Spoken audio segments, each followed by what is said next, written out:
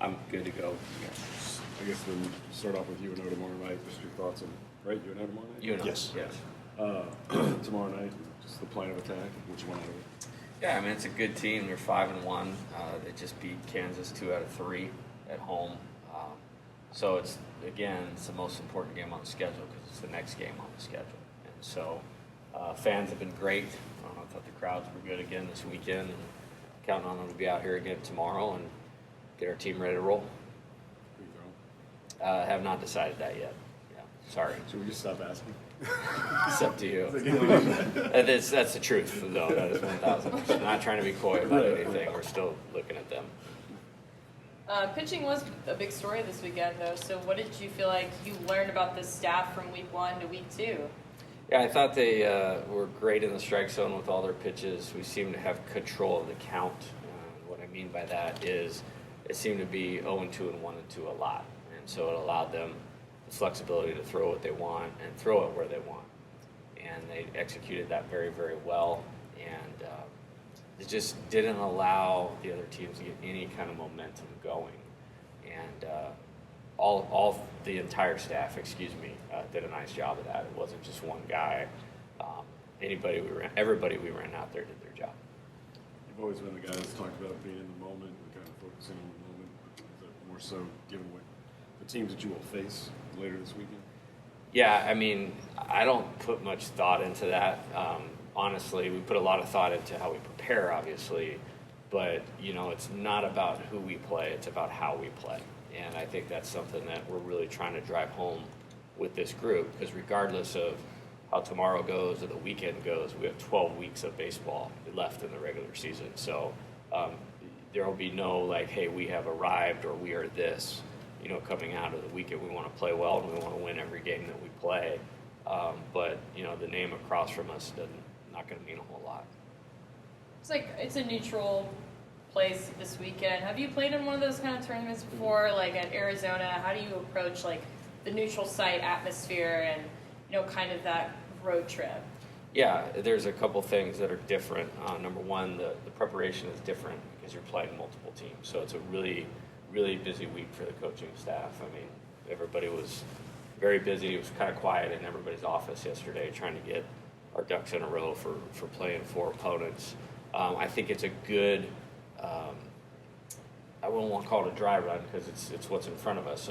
But any type of postseason, be it the SEC tournament, be it the NCAA tournament, sometimes you're not the first game of the day, and in this case, we're not the first game of the day in any of those situations. So, kind of waiting around, there's no clock in baseball, and so getting comfortable with being out of routine and still being able to go out and execute is really important. So we're paying attention to that in terms of how we travel and how we set up the day. We're playing 2 late games that are supposed to start at 7. There's a good chance they won't start at 7, knowing college baseball.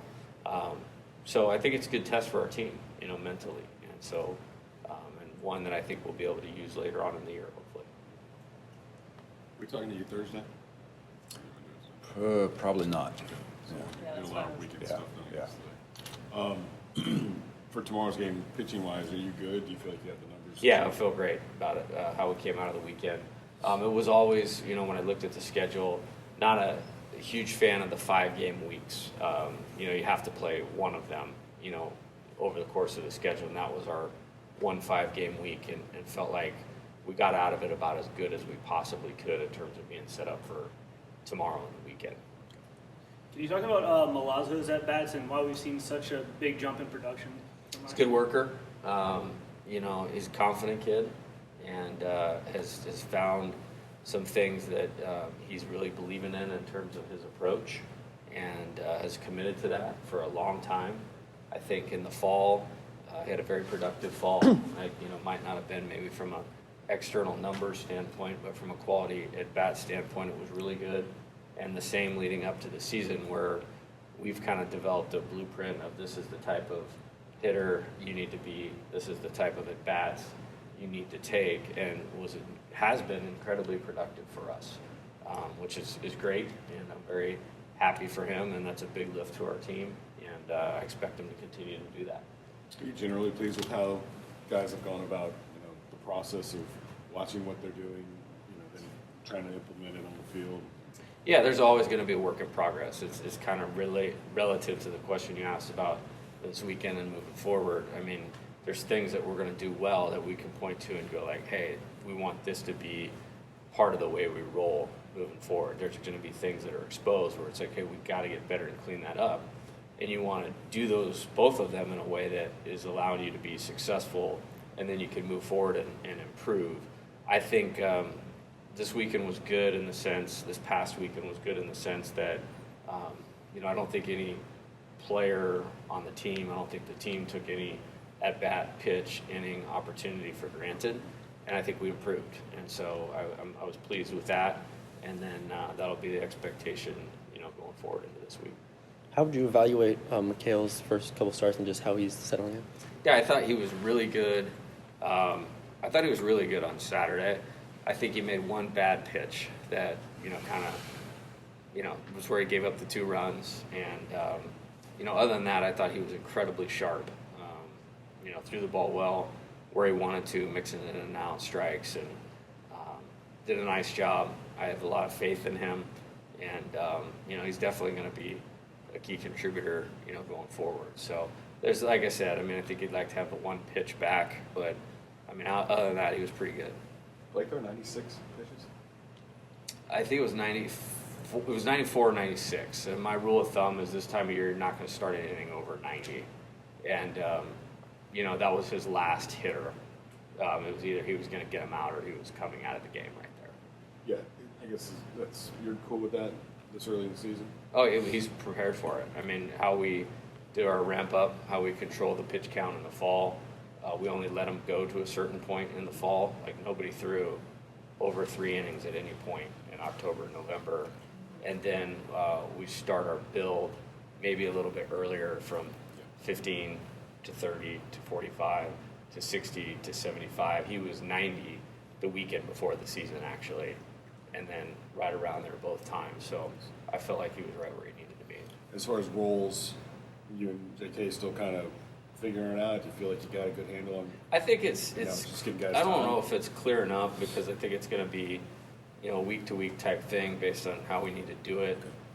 We have a thought, for the game tomorrow night, and really, and then obviously Blake will pitch on Friday, but then that's about as far as I'm willing to go right now. More so middle guys. Oh, yeah. Into game guys. It's a good. It's not a problem. Our situation is we have faith in a lot of guys. It hasn't been enough innings to get guys out there the way that I would like to. And you said it's kind of crazy because we've had big spreads in our scores. And a couple of those games, they happened a little bit later, and they have happened fast. So it's like, it was great to be able to get Devin in the game when it was 4-1 the other day, like in the 6th inning. Like, that was probably, other than Wednesday night, the closest leverage situation that we've had in the 6th inning or later. And so I was pleased that we were able to do that. I think those things will come up more and more, but I have a lot of faith in, how we can line guys up coming out of the pen.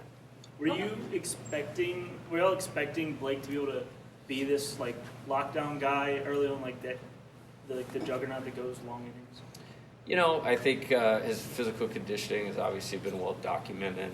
I think he's preparing at a high level. To me, that's the story. Is like, he was here at 8 this morning, and doing his deal, and that's been an everyday effort for the entire fall and entire spring so far, and admire that.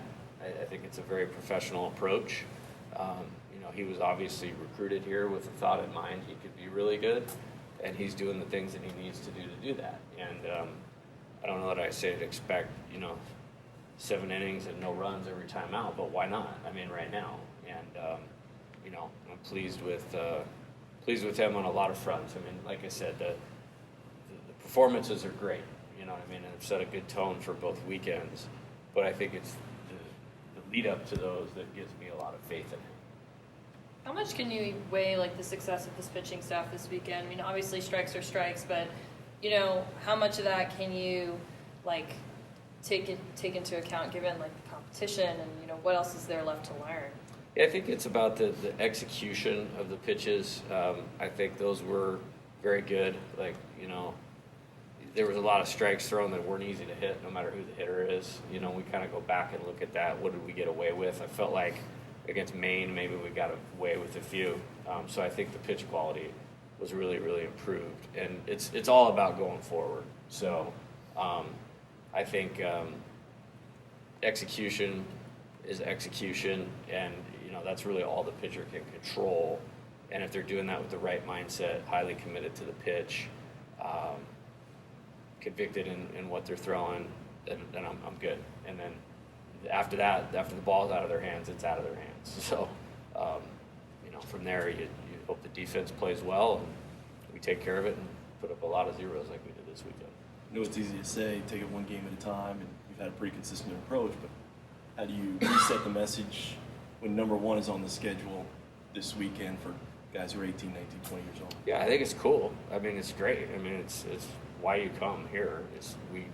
There's a lot of those. I mean, this isn't going to be the last one for this year that it's like that.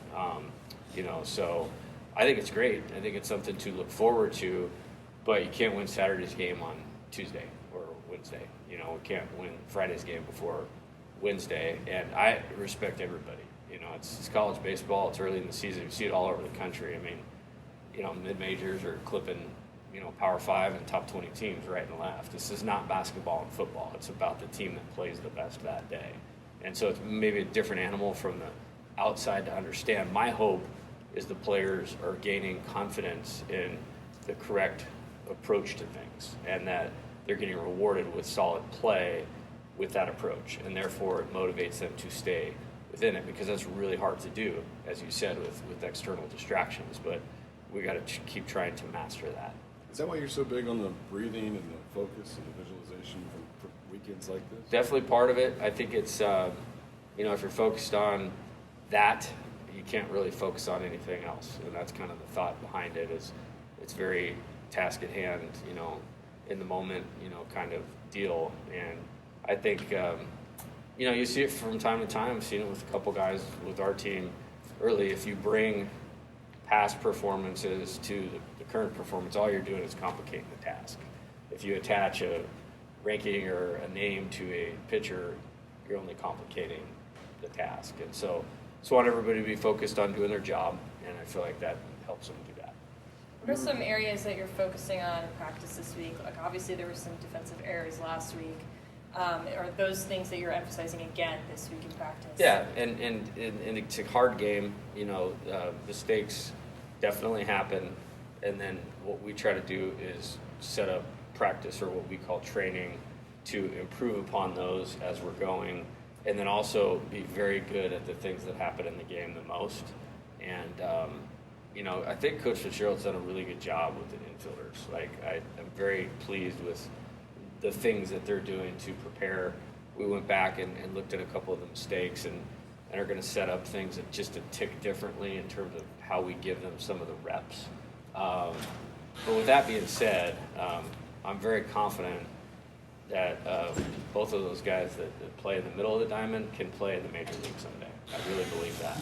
I'm really pleased with Jack Merrifield, and you know, from everything I'd heard, you know, Trey is the best first baseman on the planet, or I mean, between here and the moon, you know. So I think it's going to be all right, and you know, we're just going to keep kind of working at it. I don't view it as a thing. I think we had a really bad game on last Wednesday, and I think it was a good learning experience of how to handle, you know, when the environment changes a little bit, how we have to be prepared for that, and how they individually have to be prepared for that.